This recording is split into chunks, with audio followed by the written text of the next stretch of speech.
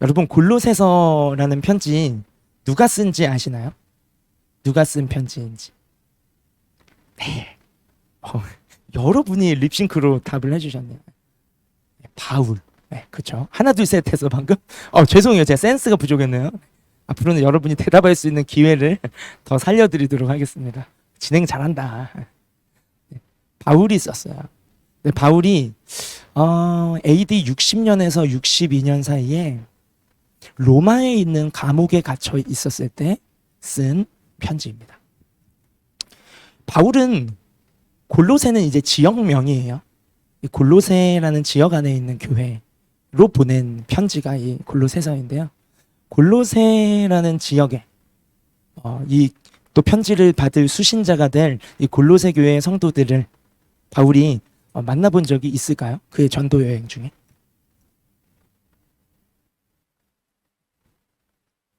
사도행전 열심히 읽으셨나요, 여러분? 11시 예배 사도행전 강해하고 있는데 골로새라는 지역은 사도행전에 그렇게 직접 방문한 지역으로 등장하지 않아요. 그렇죠? 실제로 이 골로새라는 지역은 사도 바울이 방문한 적이 없는 곳입니다. 예. 그런데 여기에서 한 160km 정도, 제가 거꾸로 해드려야 되는군요. 160km 정도 서북부 지역에 에베소가 있어요. 여러분한테는 이게 서북 맞죠? 네. 네. 골로새, 에베소. 근데 이 에베소 지역은 바울이 3년이나 머무르면서 복음을 전하고 제자 훈련을 했던 곳이에요. 사도행전에 전도 여행 중에 등장합니다. 그런데 이 에베소에서 3년 동안 두란노 서원에서 바울과 함께 복음을 배우고 말씀을 들으면서 예수 그리스도의 제자로 잘 양육되어진 이 그리스도인들이 그 주변 일대에 또 복음을 전하게 되었겠죠. 그러면서 아마 이 골로새라는 지역에도 교회가 생겨나게 되고 예수님을 믿는 그리스도인들이 모여서 예배하는 이 골로새 교회라는 공동체가 생기게 되었습니다.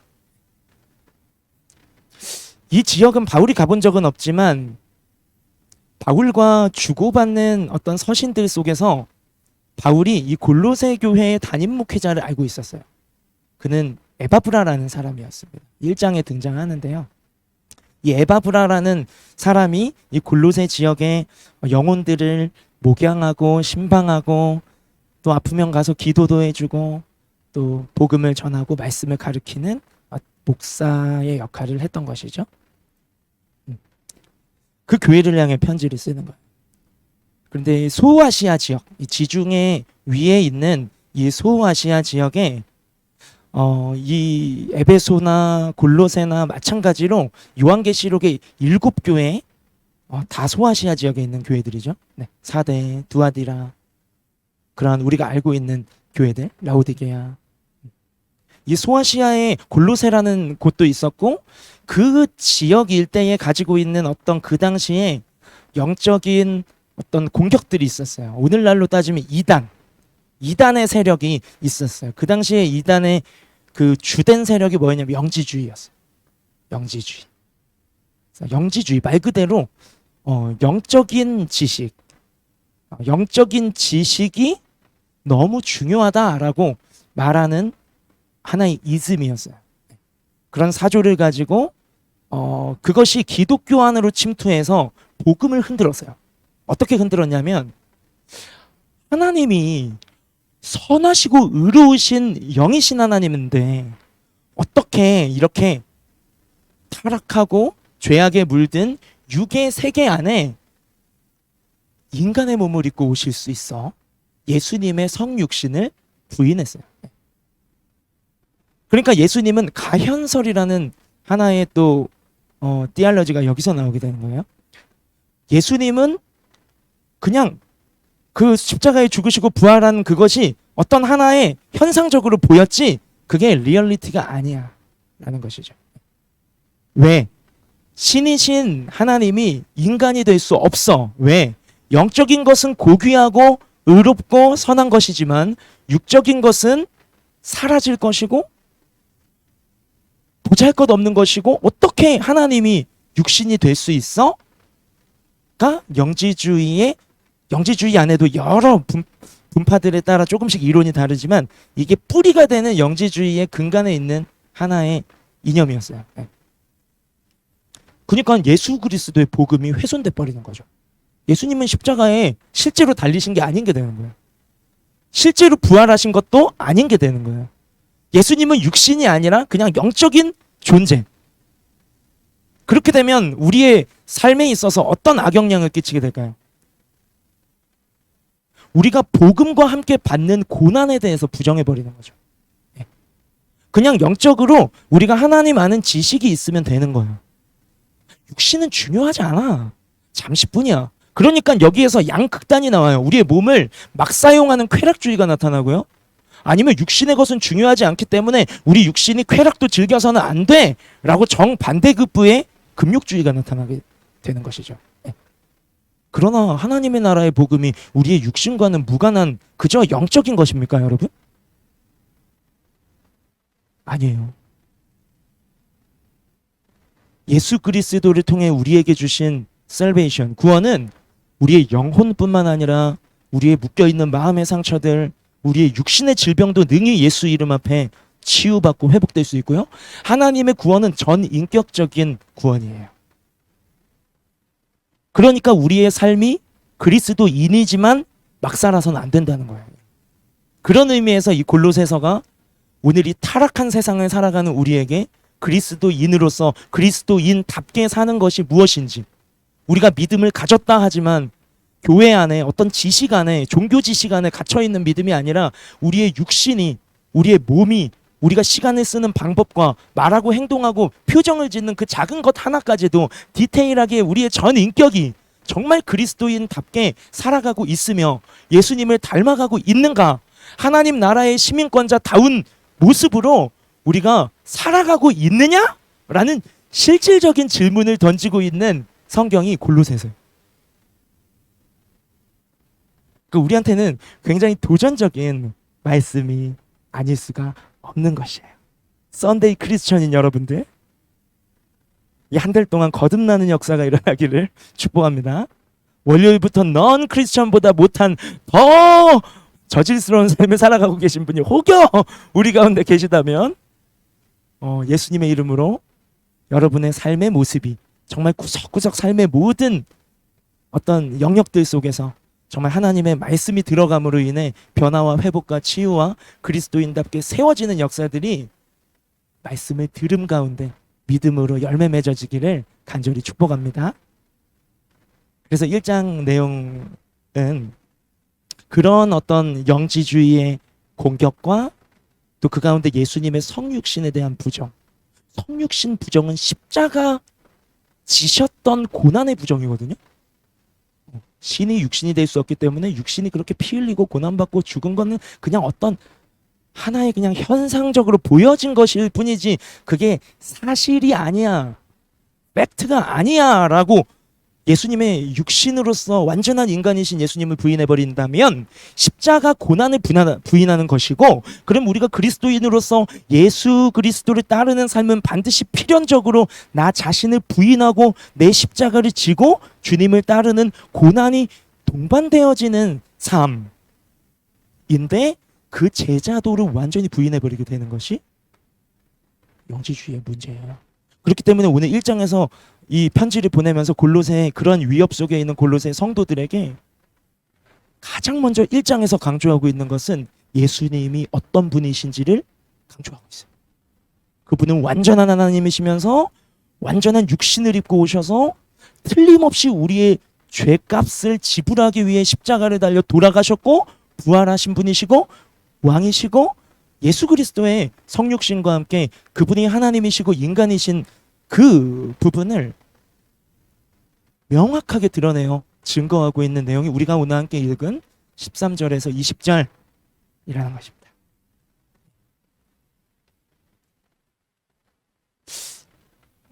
네 꼭지를 가지고 간단하게 여러분과 좀 나누려고 하는데, 하나는요, 질문을 먼저 던질게요. 오늘은 수양의 일정 때문에 여러분이 함께 디스커션 하셔야 되는 질문을 제가 지금 가지고 와서 설교 시간에 먼저 던지는 겁니다. 나는 어느 나라에 더 소속감을 가지고 있는지 여러분 한번 들어보셔요. 오늘 말씀 13절 한번 띄워주시겠어요? 제가 오늘 읽은 본문 안에서 중간중간 띄워달라고 요청드릴게요. 네, 13절을 한번 읽어보시겠어요? 시작. 그가 우리를 흑암의 권세에서 건져내사 그의 사랑의 아들의 나라로 옮기셨으니. 두 왕국이 나와요. 보이세요, 여러분? 하나는 흑암의 어두움의 왕국이에요. 흑암의 권세. 이 권세는 왕권을 말하는 겁니다. 그리고 그와 대치되어 있는 다른 하나의 나라와 권세가 등장하고 있는데 그것은 그의 사랑의 아들의 나라예요. 여기서 그는 하나님이시고요. 이 외에 밑에 14절부터 모든 그는 예수님이에요. 근데 이건 문맥상 그가 하나님이시고 하나님의 사랑받는 아들의 나라가 등장해요. 예수 그리스도죠. 하나님의 사랑받는 아들은 예수님이시죠. 그러니까 예수의 나라가 있고 흑암의 나라가 있다는 거예요, 여러분. 흑암의 권세가 있고요. 하나님의 사랑받는 아들이신 예수님이 왕으로 다스리시는 나라가 있다는 거예요. 이 말씀 앞에서 우리가 우리 자신에게 질문을 하는 겁니다. 나는 어느 나라에 더 소속감, 소속 의식을 가지고 살아가고 있냐라는 것이. 정말 이 흑암의 나라와 하나님의 아들의 나라, 우리는 둘 다 맛봤어요. 근데 여기서 사용되고 있는 원어가 좀 재밌어요. 건져내사라는 동사가 등장하고 있고 옮기셨다라는 동사가 등장하고 있어요. 여기서 건져내다라는 동사는요, 진짜로 구조해내고 구출해낼 때 쓰는 말이에요.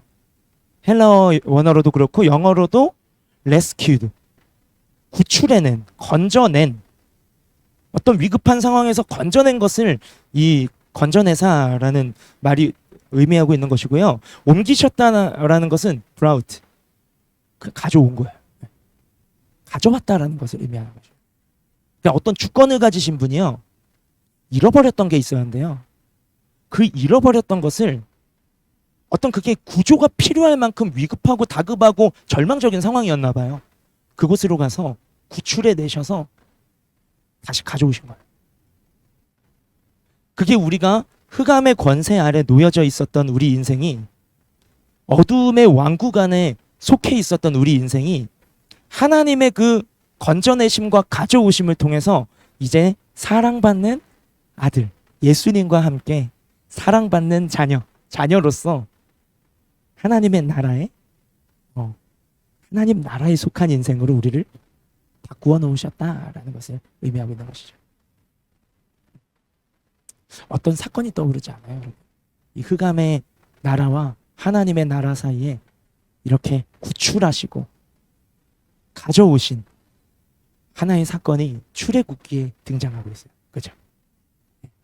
정말 말 그대로 출애굽기의 출애굽 장면과 그 광야에서 이끄셨던 그 모습이 이 13절 안에 이렇게 반영되어 있죠. 400년, 430년, 450년 이렇게 성경 구절마다 조금씩 다르게 묘사되고 있지만 400년에서 450년 정도의 긴 포로 생활을 이집트에서 하고 있었던 하나님의 백성들. 문 닫으세요. 고마워요. 응. 삐진 거 아니겠지? 너무 세게 말했나? 출애굽 400년이면 여러분 세대가 4번 바뀐 거예요. 할아버지부터 종이었어. 그니까는 그 정도면 내 안에 그냥 종으로서의 아이덴티티와 종으로서의 어떤 모든 근성이 깊이 뼛속까지 배어 갈 만한 세월이에요. 태어나 보니까 어두움의 권세 아래 종 노릇하는 인생이었다는 거예요. 당연히 그런 줄 알고 자랐어요. 종의 자녀로 종이 되어 자랐어요. 근데 어느 날 주인이 따로 있대. 주인이 보다 못해서 내 백성들의 종살이하는 모습에 가슴 아파하셔서 모세라는 한 선지자를 보내서 내 백성 구해와라고 시키셨어요. 뭐 한 번의 어두움의 세력이 내 백성들을 내어주나요? 바로 왕이 그 파라오가 얼마나 안 보내려고 나라가 망할 지경까지 가는데도 10번의 재앙 역사 속에 남아있죠. 여러 요세푸스나 이런 꼭 크리스천이 아닌 작가들의 작가들이래 그런 역사 학자들의 기록물 안에서도 이 10가지 재앙에 대한 기록들이 많이 있습니다. 그렇죠? 그렇게 하나님이 천재지변을 일으키셔서 하나님의 권위와 위용을 드러내면서 내 백성이야 네 백성이 아니라니까 하고 보여주셔도 파라오는 그 마음의 고집과 그 완고함이 얼마나 단단했던지 안 보내줘요. 근데 결국에 그 10번째 장자의 죽음까지 파라오의 사랑하는 아들을 잃어버리고 나서야 이제 이렇게 내보내주게 되는 것이죠. 그렇게 건져내사 그리고 가져온 거예요. 내 거. 하나님이 내 거 가져온 거예요. 내 백성. 어두움의 세계의 종노릇할 인생이 아니라 빛의 나라의 아들 딸들, 빛의 나라의 왕의 자녀들. 근데 여러분 제가 이 질문했죠. 나는 어느 나라에 더 소속감, 소속의식을 가지고 있느냐. 왜 이 질문을 들었냐면 이스라엘 백성들이 그렇게 하나님의 큰 사랑을 받고 이렇게 구출을 받았고 건져냄을 받았지만 그들의 근성이 하루아침에 바뀌는 게 아니에요. 그 출애굽한 이후에 광야에 40년을 뺑뺑이 도는 것은 그 뺑뺑이가 하나님의 너무너무 적극적인 의지로 인해서 그런 시간을 허락한 것이 주신 것이 아니라 빨리 직행할 수 있었어요. 가나안 땅으로. 근데 이스라엘 백성들의 그 하나님 나라의 시민권자로서의 시민 의식과 그런 어떤 자질들이 갖추어지지가 않는 거예요. 하나님을 신뢰하지도 않고 믿지도 않아. 그 광야에서 뭐만 하면 애굽의 고기를 그리워하고 애굽에서는 부추도 먹고 마늘도 먹고 파도 먹고 뭐도 먹었다 그러면서 그리워하고 그 종되었던 그 눈물로 지새웠던 밤새 벽돌이나 굽고 앉아 있었던 신세는 잊어버리고 이 광야가 너무 힘드니까 그 종의 근성이 계속 올라오는 거예요. 그리고 내 왕이시고 내 아버지이신 하나님이 내 인생을 책임지시고 계신데 아침에는 만나가 오고 막 메추라기가 진을 덮고 먹이시고 신발 하나 부르트지 않게 하셨다라고 성경이 기록하고 있잖아요. 그렇게 하나님이 책임지시고 적군들, 도적들, 강도들 다 하나님이 물리치시고 승리하게 하시면서 약속의 땅으로 한 걸음 한 걸음 이끌어가고 계신데도 당장 눈앞에 물이 없어? 그럼 또 애굽을 그려. 고기 없어? 애굽을 그리워요. 힘들어 지쳐? 애굽을 그리워요. 하나님을 찾지 않아요. 도무지 믿음이 자라나질 않아요. 그러니까 하나님의 나라의 백성으로서의 면모를 갖추어가는 시간이 광야에서의 시간들이었어요. 마치 광야와 같은 이 세상에서 우리가 살아가는 시간의 의미라고도 볼 수 있겠죠, 여러분. 여러분 무슨 말씀을 드리고 싶냐면 여러분이 흑암의 나라에 속한 것이 아니라 어둠의 나라에 마귀가 지배하고 다스리는 죄가 다스리는 나라에 뿌리를 받고 계신 게 아니라 이제는 예수 그리스도를 구주로 영접한 여러분이라면 빛의 나라, 빛이신 예수 그리스도의 나라, 하나님의 사랑의 아들의 나라에 속한 인생이라는 것을 기억하시되 그렇다고 여러분 안에 한 번의 그 종의 근성이 죄를 따라 죄의 종노릇하며 세상을 쫓아 살아가던 여러분의 근성이 하루아침에 변하지 않는 것을 인정하시고 너무 그것에 낙심하지도 마시고 그렇다고 그것을 당연하게 내버려 두지도 마세요. 그럼 광야가 너무 길어질 뿐이에요. 여러분이 속한 나라가 어디인가? 여러분의 소속감과 소속의식은 아직까지 어두움의 나라, 그냥 눈에 보이는 그냥 이 땅이 전부인 이 땅 나라에 속한 인생을 살고 계십니까? 아니면 하나님의 나라, 하나님의 아들 그리스도가 왕으로 다스리시는 예수의 나라에 소속감과 소속의식을 가지고 계십니까? 자, 두 번째 우리가 좀 생각해 볼 부분이 있어요. 14절 한번 읽어볼까요? 시작. 그 아들 안에서 우리가 속량 곧 죄사함을 얻었도다. 아멘. 여러분, 어느 나라에 속했냐, 뭐 영주권, 시민권 이야기 좀 해보고 싶어요.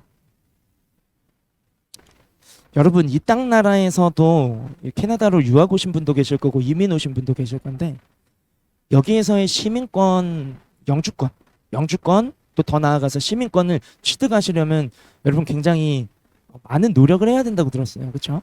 나면서부터, 여기서 나신 분은 뭐 캐네디언이시겠지만 아니면 뭐 셀핍을 공부하든 IELTS를 공부하든 또 여러 가지 점수를 또 쌓을 수 있는 어떤 크레딧을 또 가지고, 참 우리 준혁이도 그 시민권 준비하는 것을 보니까 조금 많이 또 이것저것 해야 된다고 막 소개를 해주더라고요. 그런데 사랑의 아들의 나라, 예수가 왕으로 다스리시는 나라, 하나님의 나라의 시민권 얻는 방법 알려드릴게요. 14절에 우리가 할 게 별로 없어요. 하나님 나라의 시민권 취득 방법이에요, 여러분. 그 아들 안에서, 그 아들의 나라라고 했어요. 사랑의 아들의 나라. 그러니까 그 아들에게 열쇠가 있겠죠. 하나님 나라의 왕이신 하나님의 아들 예수 그리스도, 그 아들 예수 그리스도 안에서 우리가 속량 곧 죄사함을 얻었는가, 아니면 이 죄사함과 속량받은 것에 대한 확신이 있는가 없는가. 여러분, 여기에 여러분 시민권이 달려있어요. 하나님 나라의 시민권.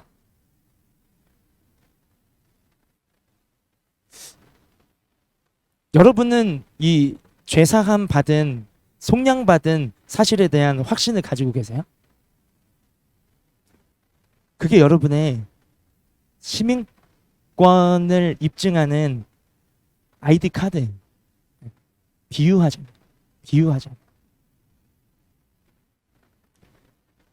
속량은 리뎀션. 속전을 내서 값을 지불하고 나서 그 죄인을 석방시키는 게 이 속량이에요. 리뎀션. 근데 그게 이퀄 같은 의미라 forgiveness of sin, 죄를 용서해 주시는 것이 속량이래요. 그 말은 무슨 말이냐면, 우리를 죄에서 너 용서해 줄게 하고 하나님이 그냥, 그래 내가 창조주니까 너 지금까지 죄 없던 거 해줄게, 너 오늘부터 죄인 아니고 의인 하고 어떠한 대가를 치르지 않고 그냥 무작위로 권력을 사용해서 너는 오늘부터 의인 하고 그냥 삼아주신 것이 아니라 속량. 우리의 채무를 하나님이 대신 상환하셨다. 대가가 지불되었다라는 것이 이 죄사함과 함께 속량이 죄사함이라고 두 개념을 붙여서 말씀하고 있는 이유가 그거예요. 여러분, 그냥 죄 용서해 주셨죠. 죄에서 구원해 주셨어요. 근데 대가가 지불되었다는 거예요. 속량. 그 대가를 지불하신 분이 하나님의 아들이십니다. 예수 그리스도예요. 그래서 그 아들 안에서 우리는 종에서 자유인으로 해방을 받게 되었고 죄의 용서를 받게 되었다는 거예요. 혹시 여러분 안에 회개 기도를 하는 삶을 살아가면서도 여전히 죄책감을 가지고 사시는 분들 계십니까? 그렇다면 여러분, 그 죄책감 한번 가만히 생각해 보셔야 돼요. 죄책감은 말 그대로 죄에 대한 책임감이에요. 그렇죠? Responsibility of my sins. 내 죄에 대한 책임감이에요. 책임의식이에요. 그런데 그거 여러분 책임질 수 있으세요? 여러분, 죄에 대한 책임이 뭔지 모르셔서 죄책감을 느끼시나 본데요. 죄에 대한 삭은 죽음이에요. 죄의 결과는 죽음이에요. 그러니까 우리가 회개하지 않은 죄에 대해서 죄를 의식하는 건 은혜예요. 회개할 수 있습니까? 근데 우리가 예수님의 십자가의 공로를 의지해서 회개한 죄인데도 불구하고 내 행위가 한 번에 고쳐지지 않는다는 이유로 내 생각의 사고방식이나 내 감정의 흐름이 한 번에 그 방향이 바뀌지 않으므로 반복적으로 넘어지고 흔들리고 죄를 짓는다고 할지라도 여러분, 회개의 과정 속에, 그 회개의 과정 속에 있으시다면 여러분 죄책감은 떨쳐내셔야 돼요. 죄의식과 죄책감을 구분해야 한다고 제가 가끔씩 이렇게 말씀을 통해 설교한 적이 있어요. 죄의식은 성령이 주시는 거예요. 내 안에 예수님을 구주로 모시지 않았고 그래서 성령의 선물이 오시지 않았다면 우리는 그저 흑암에 속한 자, 어두움이 어두움으로 의식이 안 되는 상태가 예수님 밖에 있는 인생이에요. 그렇기 때문에 죄에 대한 의식이 없어요. 사회가 만들어 놓은 규율에서 벗어났을 때 양심의 가책은 있을 수 있겠죠. 근데 여러분 요즘 일어나는 사건 사고들 보세요. 양심의 일말의 양심마저도 병들어가고 있는, 마치 양심의 전신 마취가 되어가고 있는 세상을 우리가 살아가고 있어요. 이제 도덕도 기준도 다 상대적이고 내가 길이요? 내가 진리요? 내가 생명이니? 라고 주님이 말씀하신 그 말씀을 우리 각 사람이 하면서 살아가고 있는 세상이 이 세상이에요. 어두움의 세상 안에서 어두움의 일을 행하고 어떻게 죄책감을 느껴요? 못 느껴요. 여러분 죄의식 느껴지십니까? 이거 아니야. 이 방향 가는 거 아니야. 스톱. 너 그게 정말 즐겁니? 너 그렇게까지 속이면서 이득을 취하고 싶니? 너 누군가를 짓밟고라도 올라가고 싶어? 하고 우리 안에 그리스도인으로서 우리 안에 어떤 양심의 가책이 있고 죄의식이 든다면 여러분 그건 축복으로 아세요. 그러나 바로 회개하십시오. 십자가의 속량을 믿고 회개하세요. 예수님의 속량의 은혜로 내가 자유케 되었다. 해방케 되었다. 건져내어 옮기셨다. 빛의 나라로, 그리스도의 나라로. 그 사실 속에서 여러분 회개하시고 자유하셔야 돼요. 죄책감은, 회개한 죄에 대한 죄책감은 이 시간부로 우리의 삶을 주장하지 못할 줄로 믿습니다. 그러려면 회개하는 삶을 사셔야겠네요. 회개가 회복되셔야겠어요. 삶 속에서. 회개조차 하지 않으면 당연히 그 죄가 나를 따라다니지. 그 죄를 사랑하고 먹고 마시며 사는데. 그러나 회개가 회복되신다면 여러분 삶에 진짜 큰 돌멩이 하나가 떨어져 나가더라고요. 죄책감이라는 돌멩이. 속량 죄사함이 그 아들 안에 있대요. In Christ Jesus. 그 아들 안에서. 신약 성경에 특히 바울 서신 안에 In Christ Jesus, In Christ, In the Son of God. 그리스도를 가리키는 여러 표현들을 가지고 예수님 안에서 이것이 있다. 예수님 안에서 저것이 있다. 예수님 안에서 라는 이 그리스도 안에서라는 표현이 굉장히 많이 등장하거든요. 이게 우리가 너무너무 중요한 원리로 붙잡아야 할 것이기도 해요. 여러분, 새 생명도 예수님 안에서 우리에게 주어진 것이고요. 구원도 예수님 안에서, 죄사함도 예수님 안에서. 제가 두 가지 말씀만 읽어드리고 다음 주제로 넘어갈게요. 고린도후서 5장 17절에 Therefore, if anyone is in Christ, he is a new creation. The old has gone, the new has come. In Christ. 예수님 안에서요, 우리는 새로운 피조물이 되었다. 예수님 안에서 우리는 새 생명이 된 거예요. 어두움에 속한 이전 것은 지나갔고 이제는 새 것이 됩니다. 여러분, 이터널 라이프가 in Christ를 통해 우리에게 주어진 거죠. 하나만 더 읽어드릴게요. 요한복음 14장 6절입니다. I am the way and the truth and the life. No one comes to the Father except through me. 예수님으로 말미암지 않고는 아버지께로 올 수가 없대요. 우리가 아버지께로 돌아갔어요. 아버지를 떠난 탕자와 같은 인생이었는데 이제는 아버지께로 돌아가서 자녀로서 마땅히 아버지에게 아버지 하고 내 속 이야기도 이야기하고 필요한 것도 구하고 자녀의 권세를 누리며 하나님의 딸로 아들로 살아가요. 근데 이것도요, 여러분, 예수님을 통해서 주어진 거라. 예수님을 통하지 않고는 아버지께로 돌아갈 수가 없거든요. 모든 은혜는 예수님 안에서 우리에게 주어졌다. 그럼 여러분은 다시 한번 묻습니다. 하나님 나라의 시민권을 가지고 계세요? 그 근거는 뭡니까? 여러분이 가지고 있는 하나님 나라의 시민권, 그 근거는 무엇이죠? 그 근거는 누구에게 있습니까? 함께 대답해 볼까요? 시작. 예수 그리스도. 예수 그리스도 안에서 우리는 구원을 받고 죄사함을 받고 영생을 얻고 죄책감도 더 이상 우리를 주장하지 못하고 종의 근성을 벗어나가면서 하나님의 자녀의 정체성과 새로운 삶의 방식을 우리 안에 길들여 가는 것이 예수 안에 있는 하나님 나라의 시민권자의 인생인 줄로 믿습니다.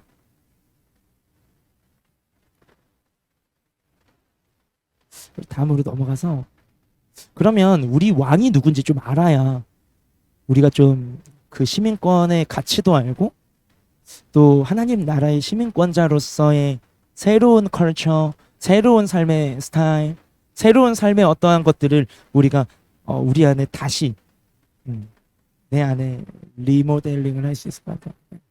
그러려면 우리가 그 왕에 대해서 조금은 더 알 필요가 있는데 오늘 본문 15절부터 19절 안에 그 아들 예수 그리스도가 우리의 왕이 어떤 분이신지를 말씀해주고 있어요. 15절 한번 띄워주시겠어요? 15절. 자, 이제 예수님이 누구신지 우리가 제대로 알아야 됩니다. 안 그러면 우린 크리스천이라고 말할 수 없어요. 그리스도도 모르는데 어떻게 그리스도인이 돼요? 예수를 따라가려면 예수님을 알아야 따라가죠. 안 그러면 그냥 진짜 여러분 말만 종교인 기독교인이 됩니다. 진짜 믿음을 가지려면 믿음의 대상을 분명히 알아야 돼요. 오늘 15절에서 19절에 요 몇 가지만 우리가 예수님 이런 분이시구나, 내가 믿는 분이 이런 분이시네 라고 좀 아셨으면 좋겠는데요. 15절 함께 읽겠습니다. 시작.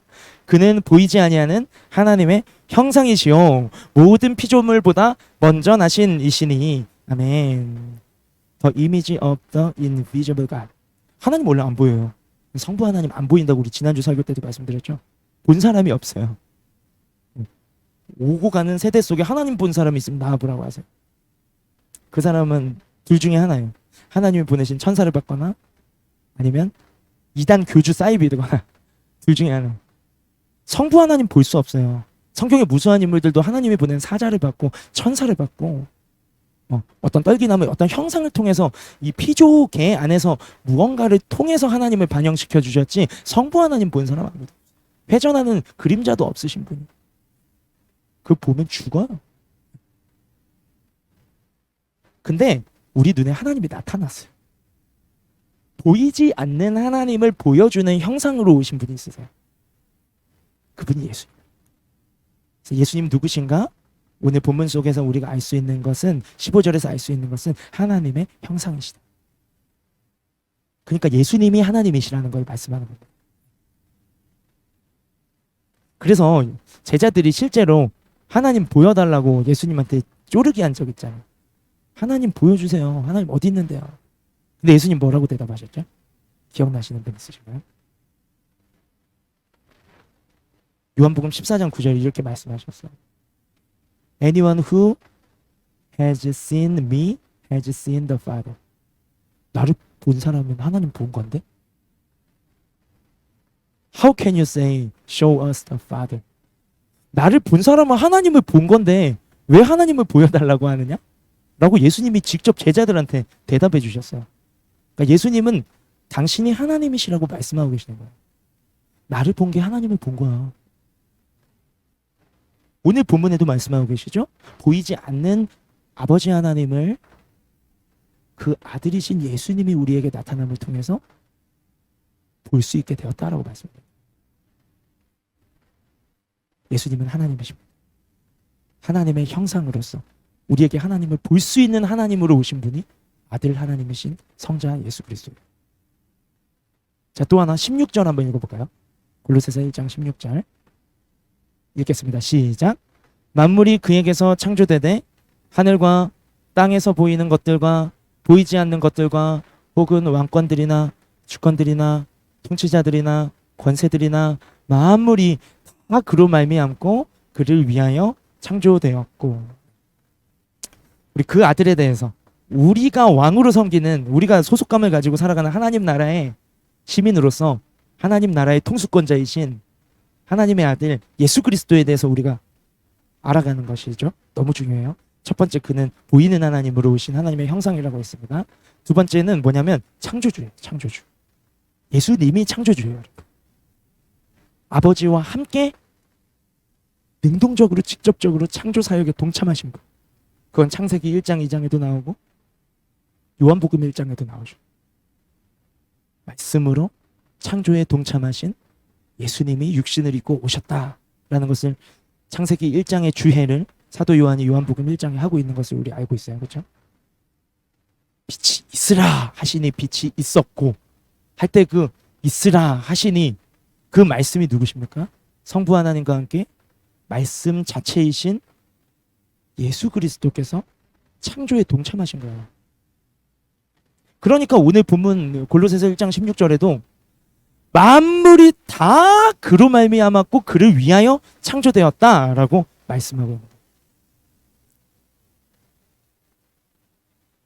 All things were created by him and for him.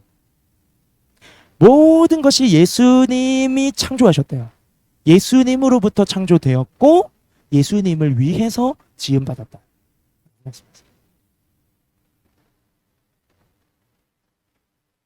제가 인용하는 성경 NIV입니다. 예수님이 창조하신 분이시고 창조하신 세계를 다스리시는 주관자라는 거예요. 그게 그로 말미암고 그를 위하여 창조되었다라는 말씀의 의미예요. 여러분 왕이 이 세상을 지으신 분이시고 지으신 이 세상을 다스리시는 분이세요. 여러분의 왕이 여러분을 지으셨고요. 여러분을 만드셨을 뿐만 아니라 여러분의 인생을 다스리시고 책임지시는 왕이 예수 그리스도라. 믿으십니까, 여러분? 우리가 예수님에 대해서 알아가는 것이 너무 중요해요. 여러분, 지금 창조주 이 한 가지만 제대로 내 가슴에 부딪혀도 여러분의 삶의 질이 달라질걸요? 삶의 퀄리티가. 여러분, 많은 부분에서 왜 걱정하고 근심하고 밤잠 설치면서 타이네노를 먹습니까? 주가 누구인지를 헷갈리기 때문에. 내 인생의 주인이 물론 우리 그리스도인은 예수님을 구주로 주인으로 영접해 드렸지만 그 사실은 변함이 없지만, 근데 살다 보면 내 행위, 삶에 실제로 나타나는 내 고민을 대하는 나의 방식, 내가 보내고 있는 시간 속에 나의 어떤 그런 감정과 내 고민과 내 생각, 내 의식을 지배하고 있는 거는 마치 주인이 나인 거. 그러니까는 내가 해결이 안 되니까 내가 엄청 막 스트레스 받으면서 고민을 하는 거예요.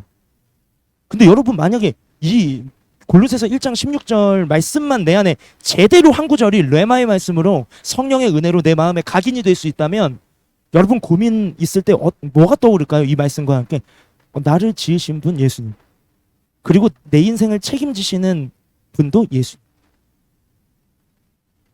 이 사실 떠오를 때 여러분 문제가 사라지지 않을 수도 있지만 여러분 마음에 평강이 임하게 될 거예요.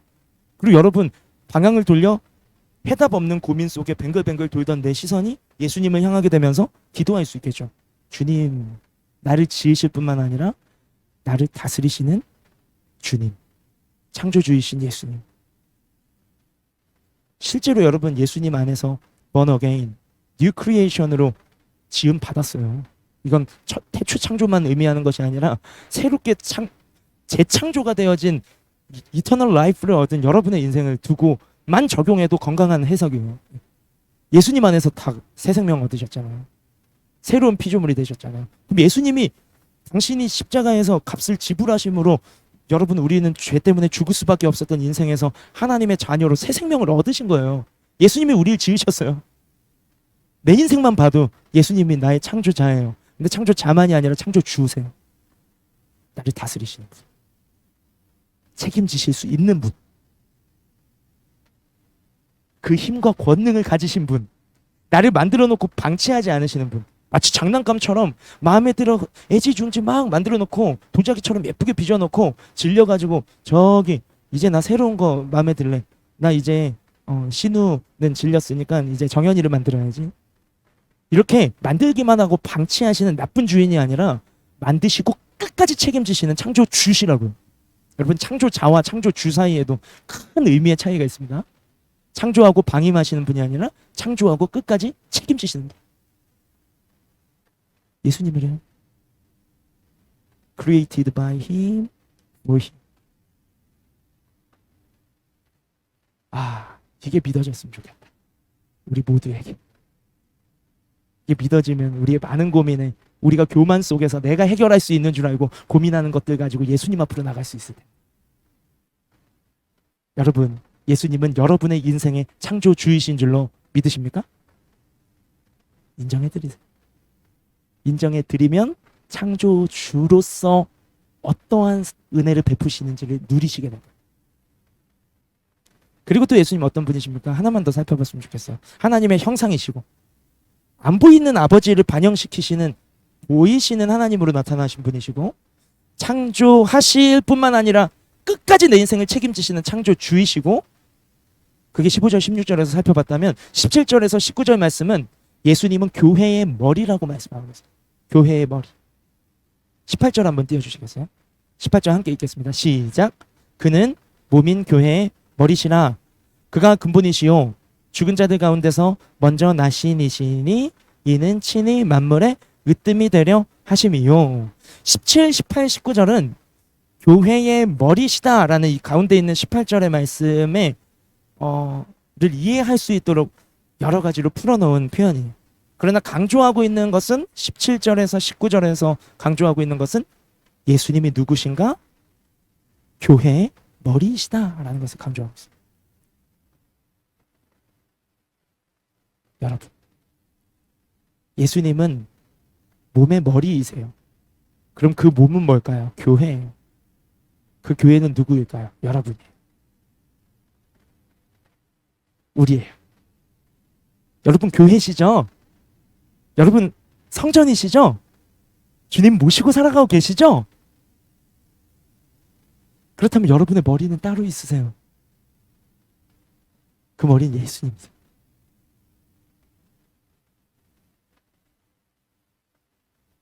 그래서 이렇게 표현하고 있는 거예요. 죽은 자들 가운데서 먼저 하셨다라는 표현을 왜 쓰고 있을까요? 부활을 말씀하시는 거잖아요. 교회의 머리라는 표현과 함께 죽은 자들 가운데서 먼저 나신 분이시다라는 말을 쓰고 있는 이유는요, 여러분. 우리가 예수님을 믿음으로 새 생명을 얻었을 때 New Creation, 새로운 피조물로서 New Life, 새 생명을 얻은 자로서 우리의 정체성이 무엇인지를 보여주고 있습니다. 예수님이 먼저 부활하셔서 교회의 머리가 되셨어요. 예수님을 믿는 믿음 안에서 새롭게 거듭난 새 생명이 된 여러분은 예수님의 몸된 교회의 지체들이에요. 이게 우리의 새로운 아이덴티티예요, 여러분.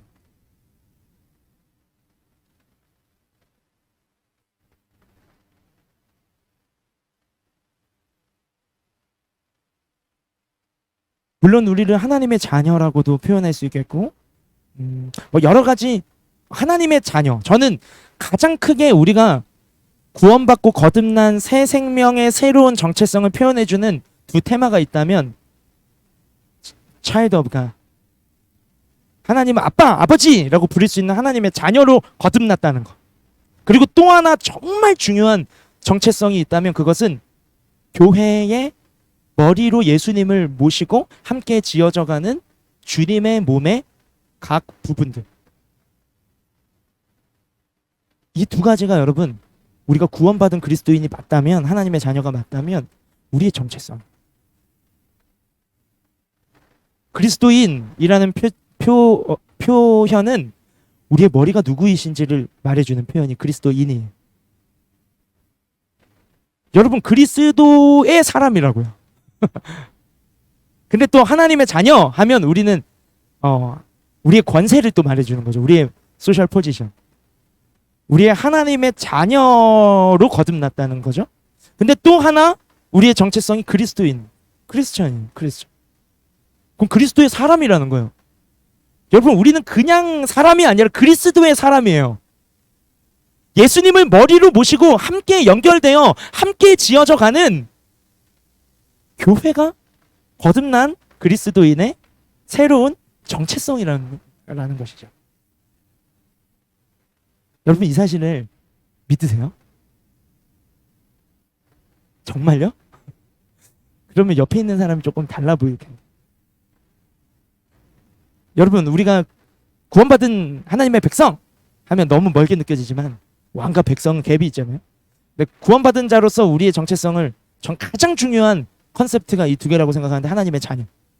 여러분, 언제든지 아빠 아버지의 자녀로서, 딸로서, 아들로서의 권세를 누리며 살아가시길 바랍니다. 또 하나의 정체성이 있다면 이젠 더 이상 나는 홀로 존재하는 존재가 아니에요. 그리스도 안에서 새롭게 지음받은 우리는 함께로 존재하는 공동체적 정체성을 가진 존재라는 거예요. 마치 삼위일체 하나님처럼.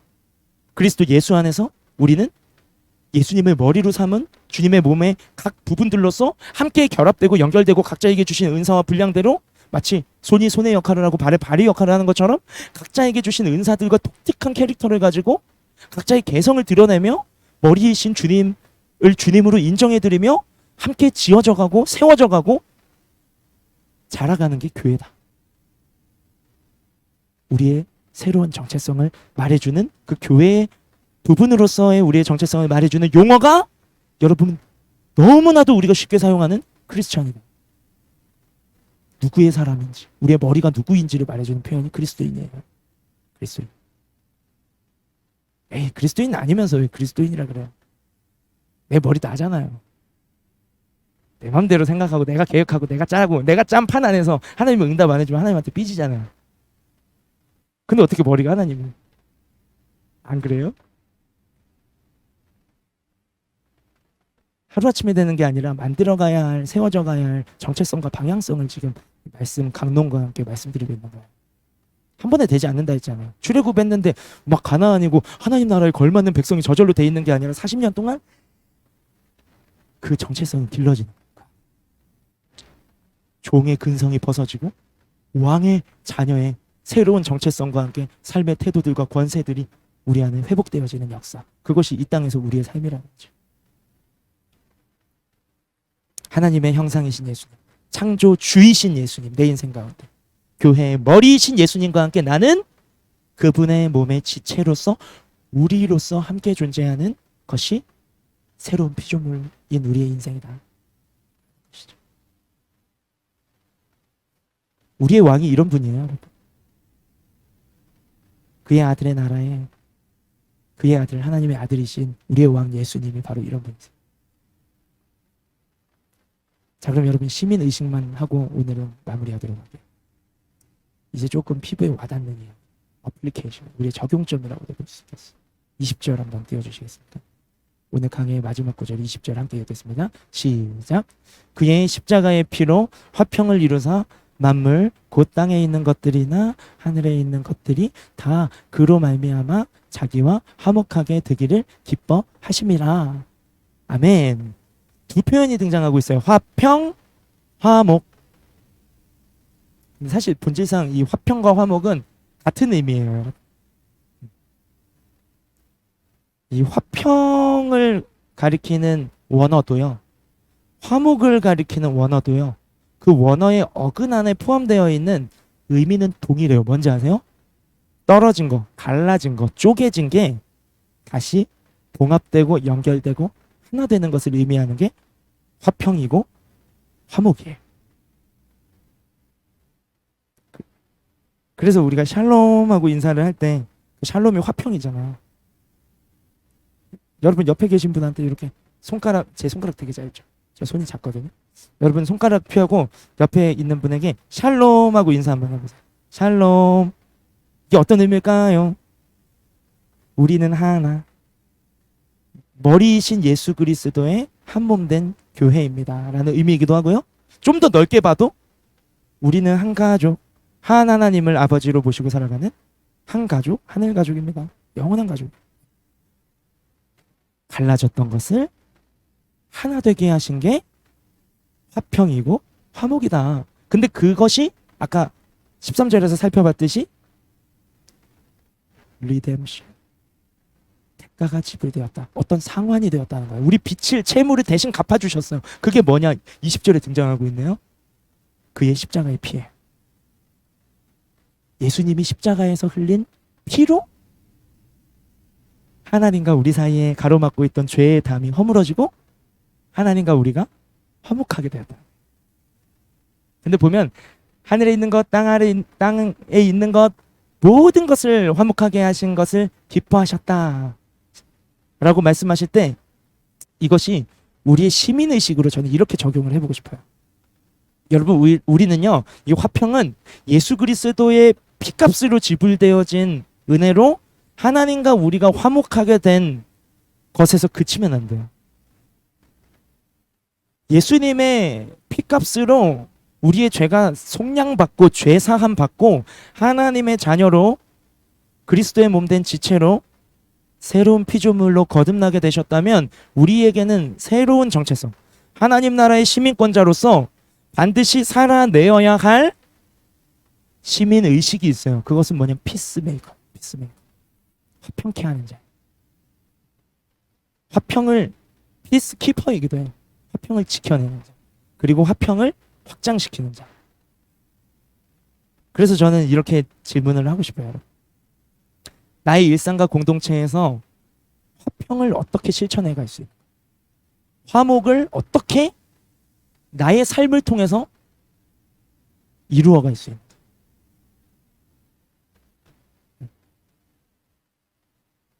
저는 그 열쇠가 여기 있다고 생각해요. 십자가의 피. 역으로 생각해 보는 거죠. 나는 어떻게 하나님과 화목할 수 있었지? 나는 심판받을 수밖에 없는 죄인이었고 내 운명은 이 땅에서 그냥 얄팍한 재미 좀 보다가 지옥행으로 가는 게 죄인으로서 나의 타락한 나의 죄에 대한 결과고 죄에 대한 값인데 예수님의 십자가의 피가 나의 죄를 속량했고 그래서 인 크라이스트 지저스 예수님 믿는 그 믿음 안에서 내가 구원을 받고 영원한 생명을 얻고 하나님 나라로 옮겨졌고 하나님 나라의 시민권자가 되었다면 내가 하나님과 화평하게 된 그 원리를 나의 삶 속에 고스란히 컬처로서 담아내고 여러분의 삶의 애티튜드로서 담아내고 여러분의 삶의 프린서플로 풀어내고 여러분의 삶을 이렇게 풀어나가는 방식으로 여러분 안에 이 십자가의 피를 녹여낼 때 우리는 화평이 나와 하나님과 화목하게 된 것으로 멈추는 것이 아니라 나로 인해 그 예수 그리스도의 피로 주신 값없이 주신 그 화평이 하나 되는 은혜가 하나님께로 돌아가는 그 은혜가 우리의 삶을 통해 다른 사람들에게로 흘러간다는 거예요. 말을 고상하게 해서 그런데 쉽게 말하면 죽으셔야 된다. 지난주와 결론이 똑같네요. 어쩌다 화평 어떻게 이룰 수 있을까?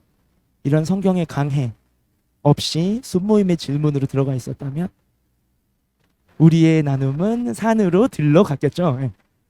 근데 말씀에 의하면 십자가의 피가 죄인인 나와 하나님 사이의 죄 문제를 해결하고 화평하게 하셨으니 우리가 또 하나님과 브로큰되어 있는 많은 사람들을 다 함께 화평하게 하는 그 삶을 우리가 살아내려면 누군가를 아버지께로, 누군가를 예수 그리스도 안으로, 누군가를 영원한 생명과 진정한 행복이 있는 하나님의 나라로 이끌어 주려면 나는 무엇을 해야 되는가가 오늘의 1장 13절에서 20절의 결론, 적용으로 우리의 삶에 적용되어야 할 무엇이라면 그것은 나의 피가 필요하다.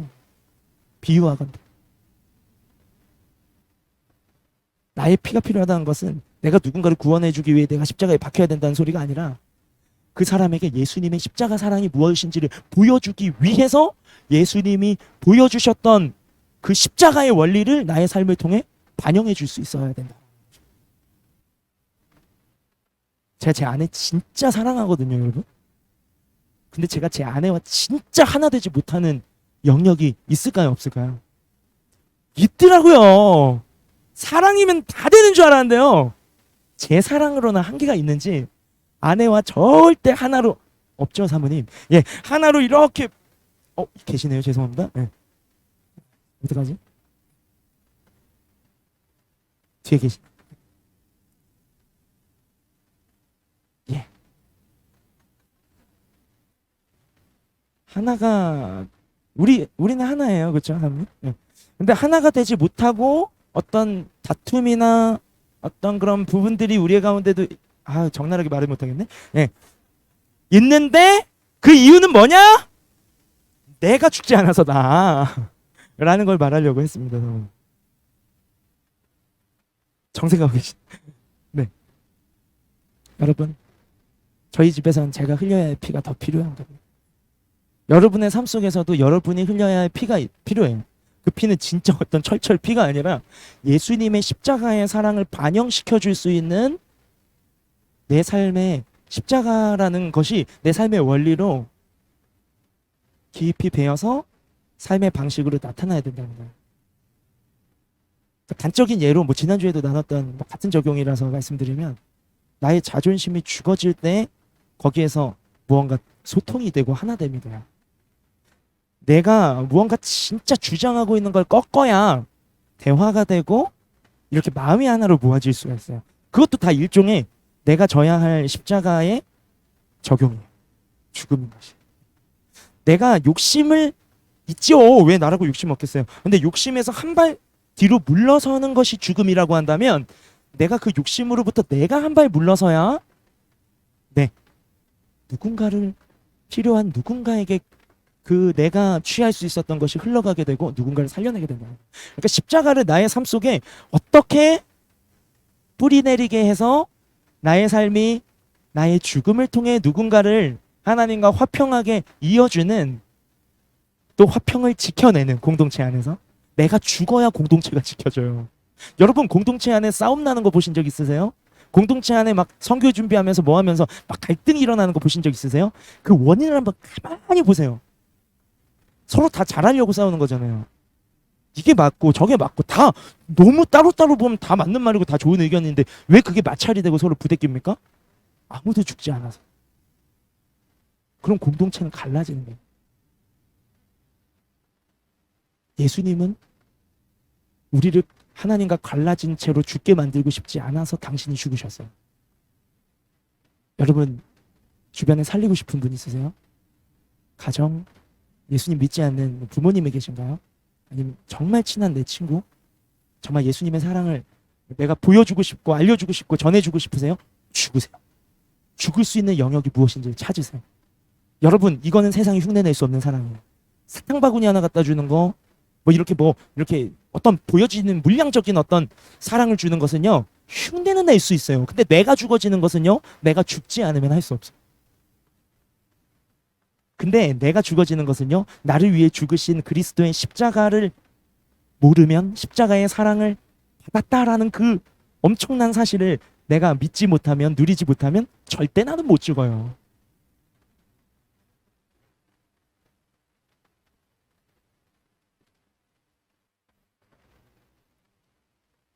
이게 우리의 시민의식입니다. 화평을 지키고 화평을 만들어내는 자. 무엇을 통해? 나 자신을 부인하고, 자존심을 부인하고, 고집을 부인하고, 욕망을 부인하고, 내 안에 교만도 부인하고, 나를 철저히 죽여지는 부인을 통해 내 십자가를 지고 누군가에게 다가서는 그 모습이 그리스도의 사랑의, 십자가의 사랑의 반영이 되고, 그 걸음으로 말미암아 누군가와 하나님 사이를 잇는 피스의 브릿지가 될 수 있다는 것이 우리 하나님 나라의 시민들의 시민 의식이 되어야 하고 우리의 삶의 원리가 되어야 합니다. 여러분, 이게 복음이에요. 복음 전파는 예수 믿으세요 하고 내 주머니에 챙기고, 예수 믿으세요 하고 내 이익 챙겨 먹으면서 내 어카운트에 계좌가 따라라라라 올라가는데 예수 믿으세요. 그건 예수 믿는 게 아니에요. 철저히 내가 살아서 내가 하나님 자리에 올라가서 정말 선악과를 오지불매 따먹고 하나님이 되어 앉아 있는 거예요. 내가 죽는 모습이 가장 영향력 있는 복음이 될 거야. 어떻게 죽을 수 있을지를 한번 한 주 동안 치열하게 묵상해 보세요. 네. 근데 그렇게만 묵상하면 답이 없거든요, 여러분. 그래서 예수님의 십자가를 깊이 묵상하세요. 나를 위해 오늘도 죽으시는 예수님을 한번 발견해 보세요. 나를 위해 오늘도 참으시고 인내하시고 기다리시고 누군가를 통해서 내 상태가 직접 예배의 자리, 은혜의 자리로 나아갈 상태가 못 되니까 누군가를 막 보내셔가지고 사랑의 딜리버리를 주님의 쿠팡맨들을 막 나의 삶 속에 보내셔서 주님의 사랑을 막 퍼다 주시고 덧도 해주고 신방도 해주고 뭐도 해주고 꼭 필요한 말씀을 대신 성경을 펴고 막 읽어주고 여러분 삶 속에 주님이 얼마나 자존심도 버리고 정말 모든 것을 다 여전히 십자가에서만 2000년 전에 한번 딸랑 죽으신 게 아니라 오늘도 주님이 나를 위해 얼마나 죽어지심으로 나란 답없는 인생을 용납해내시고 조금씩 치질이도 변하지 않는 변덕적인 베드로 욕하지 마세요. 여러분 3번 배반한 건 대단한 거예요. 300번 3000번 배반하면 살잖아요. 베드로와 같은 믿음은 대단한 믿음이에요. 여러분 예수님 딱 인생에 3세판만 배반할 수 있다고 한다면 여러분 그렇게 사실 수 있으시겠어요? 우리는 오늘도 수없이 주님을 배반하고 등 돌리고 주님보다 더 많은 시간과 물질과 에너지와 애착을 쏟는 우상을 만들어 놓고 그것을 예배하며 살잖아요. 근데 주님은 오늘도 그런 나를 용납하신다는 건 주님이 죽으셨다는 거예요. 여러분 우리는